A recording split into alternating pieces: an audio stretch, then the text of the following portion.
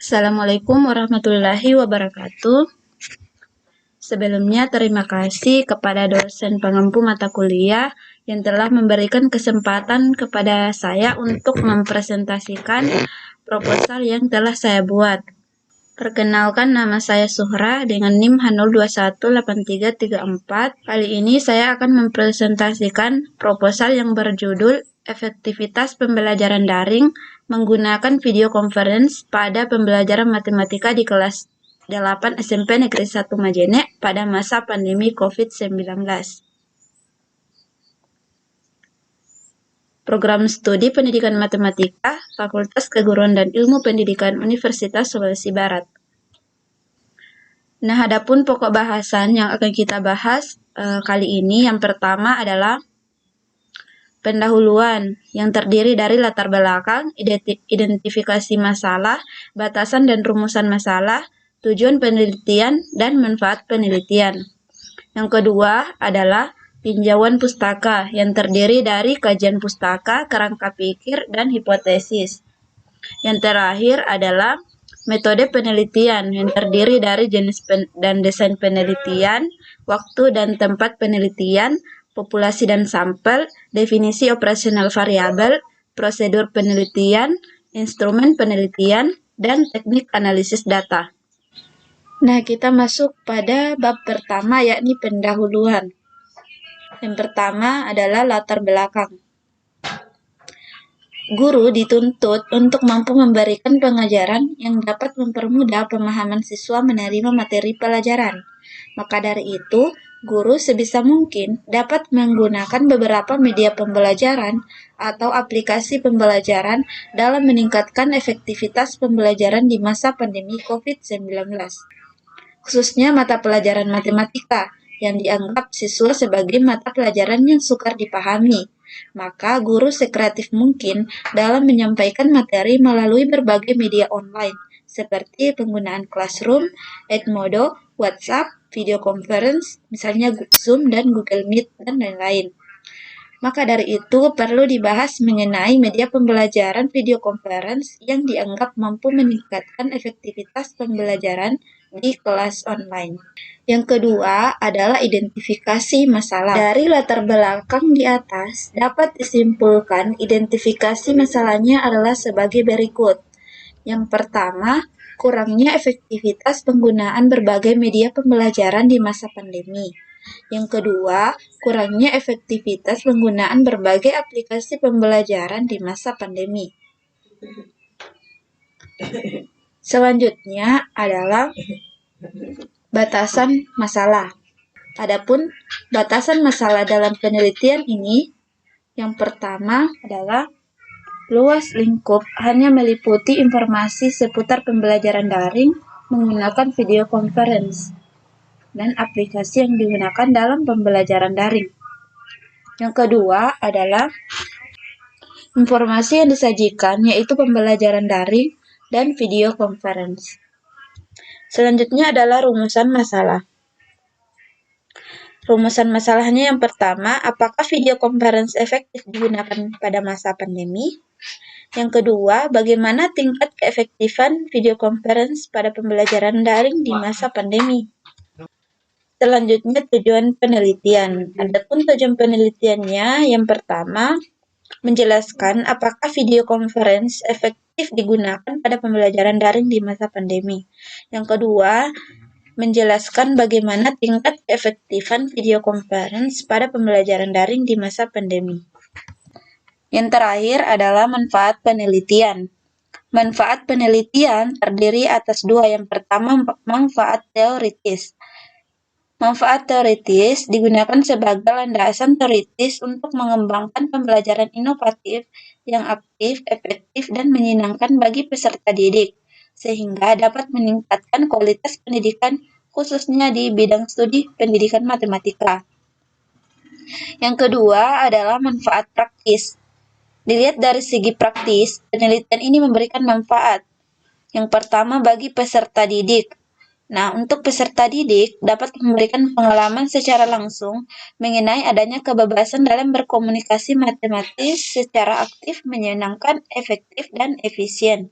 melalui kegiatan yang sesuai dengan perkembangan berpikirnya. Yang kedua adalah manfaat bagi guru. Nah, yang pertama untuk meningkatkan keterampilan memilih media pembelajaran yang bervariasi. Yang kedua, dapat dijadikan inspirasi untuk pembelajaran daring dengan menerapkan video conference dalam media pembelajaran yang mendorong kreativitas peserta didik. Selanjutnya, manfaat bagi peneliti.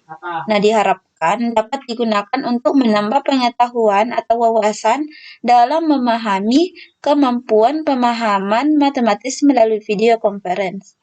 Yang terakhir adalah manfaat bagi pembaca.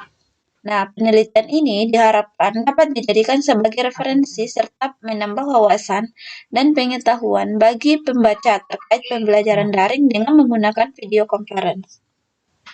Selanjutnya kita masuk pada bab 2 yaitu tinjauan pustaka. Yang pertama adalah hakikat belajar. Arti belajar dalam Kamus Besar Bahasa Indonesia secara etimologi memiliki arti, yaitu berusaha memperoleh kepandaian atau ilmu. Definisi ini memiliki pengertian bahwa belajar adalah sebuah kegiatan untuk mencapai kepandaian atau ilmu. Menurut Baharudin Nessa, tahun 2009, halaman 11, belajar merupakan proses manusia untuk mencapai berbagai macam kompetensi, keterampilan, dan sikap. Yang kedua adalah pembelajaran. Pembelajaran adalah proses perbuatan yang menjadikan orang atau makhluk hidup belajar. Menurut Gagne 1977, pembelajaran adalah seperangkat peristiwa-peristiwa eksternal yang dirancang untuk mendukung beberapa proses belajar yang bersifat internal. Selanjutnya, Gagne pada tahun 1985 mengemukakan teorinya lebih lengkap dengan mengatakan bahwa pembelajaran dimaksudkan untuk menghasilkan belajar. Situasi eksternal harus dirancang sedemikian rupa untuk mengaktifkan, mendukung, dan mempertahankan proses internal yang terdapat dalam setiap peristiwa belajar. Nah, selanjutnya adalah matematika. Matematika terdiri dari 4 wawasan luas, yaitu aritmetika, aljabar, geometri, dan analisis. Selain itu, matematika adalah ratunya ilmu, yang berarti bahwa matematika itu tidak bergantung pada bidang studi lain. Sementara menurut Depdiknas 2006, halaman 346, bahwa matematika meliputi aspek-aspek bilangan, aljabar, geometri, dan pengukuran, serta statistika dan peluang. Selanjutnya adalah pembelajaran matematika. Dalam pembelajaran matematika, para siswa dibiasakan untuk memperoleh pemahaman melalui pengalaman tentang sifat-sifat yang tidak dimiliki dari sekumpulan objek, atau disebut dengan abstraksi. Siswa diberi pengalaman menggunakan matematika sebagai alat untuk memahami atau menyampaikan informasi, misalnya melalui persamaan-persamaan atau tabel-tabel dalam model-model matematika yang merupakan penyederhanaan dari soal-soal cerita atau soal-soal uraian matematika lainnya. Selanjutnya adalah pembelajaran daring. Pembelajaran daring atau dalam jaringan sebagai pengganti kata online yang sering kita gunakan dalam kaitannya dengan teknologi internet. Daring adalah terjemahan dari istilah online yang bermakna tersambung ke dalam jaringan internet. Pembelajaran daring artinya adalah pembelajaran yang dilakukan secara online, menggunakan aplikasi pembelajaran maupun jejaring sosial. Pembelajaran daring merupakan pembelajaran yang dilakukan tanpa melakukan tatap muka, tetapi melalui platform yang telah tersedia. Sistem pembelajaran melalui daring ini dibantu dengan beberapa aplikasi seperti Google Classroom, Google Meet, Edmodo, dan Zoom. Selanjutnya adalah video conference. Video conference memakai telekomunikasi audio dan visual untuk membawa orang ke tempat berbeda dalam waktu yang bersamaan untuk pertemuan. Ini bisa sama sederhananya dengan percakapan di antara dua orang di jabatan pribadi atau titik ke titik, atau melibatkan beberapa tempat atau multi titik dengan lebih dari satu orang di kamar besar di tempat berbeda. Selain audio dan pengiriman visual, aktivitas menjumpai video konferensi bisa dengan dokumen, informasi yang memperlihatkan dengan komputer dan whiteboard, menurut Heriawan tahun 2009. Selanjutnya adalah kerangka pikir.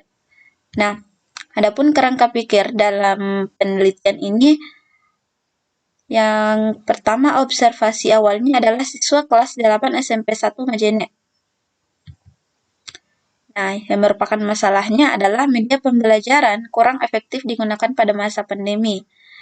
Nah, masalah yang kedua, kurangnya efektivitas penggunaan berbagai aplikasi pembelajaran di masa pandemi. Nah, untuk solusi yang ditawarkan adalah menggunakan video conference dalam pembelajaran pada masa pandemi. Nah, pengaruhnya adalah video conference efektif dalam pembelajaran matematika. Maka dapat dikatakan bahwa video conference efektif digunakan dalam pembelajaran daring pada masa pandemi, khususnya pada mata pelajaran matematika. Selanjutnya adalah hipotesis penelitian. Nah, adapun hipotesis penelitiannya yakni video conference efektif digunakan pada pembelajaran daring di masa pandemi. Selanjutnya, metode penelitian. Yang pertama adalah jenis dan desain penelitian.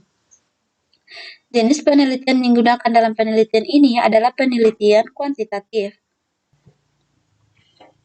Yang kedua, waktu dan tempat penelitian. Nah, penelitian dilaksanakan dalam waktu 1 bulan. Penelitian ini dilaksanakan di SMP Negeri 1 Majene, lingkungan Pangaliali, Kecamatan Banggai, Kabupaten Majene, Provinsi Sulawesi Barat. Selanjutnya, populasi dan sampel. Populasi yang nantinya peneliti pilih sebagai objek penelitian di SMP Negeri 1 Majene adalah siswa kelas 8, sebanyak 4 kelas yang berjumlah 127 siswa. Nah, untuk sampelnya itu sendiri, penelitian ini mengambil sampel sebesar 20%, sehingga ditemukan sampel sebesar dari jumlah keseluruhan sampel adalah 25 siswa, karena jumlah keseluruhan populasi adalah 127. Selanjutnya, definisi operasional variabel. Adapun variabel bebas atau yang disebut dengan X pada penelitian ini adalah video conference, sedangkan variabel terikat atau yang disebut dengan Y dalam penelitian ini adalah pembelajaran daring.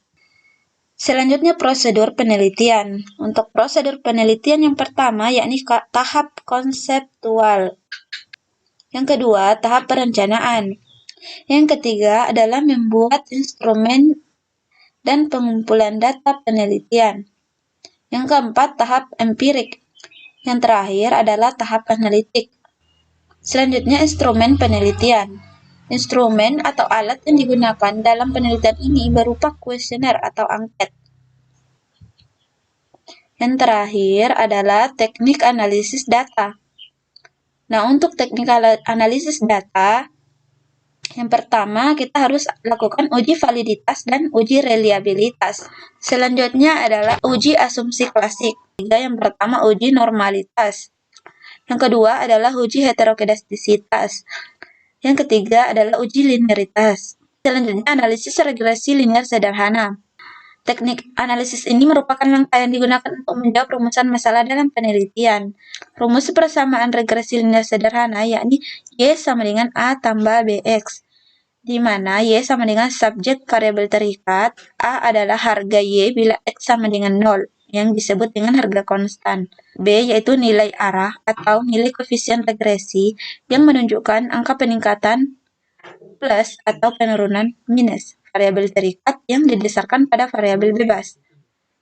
Dan X itu sendiri merupakan variabel bebas. Itulah presentasi proposal yang telah saya buat. Kurang lebihnya mohon dimaafkan.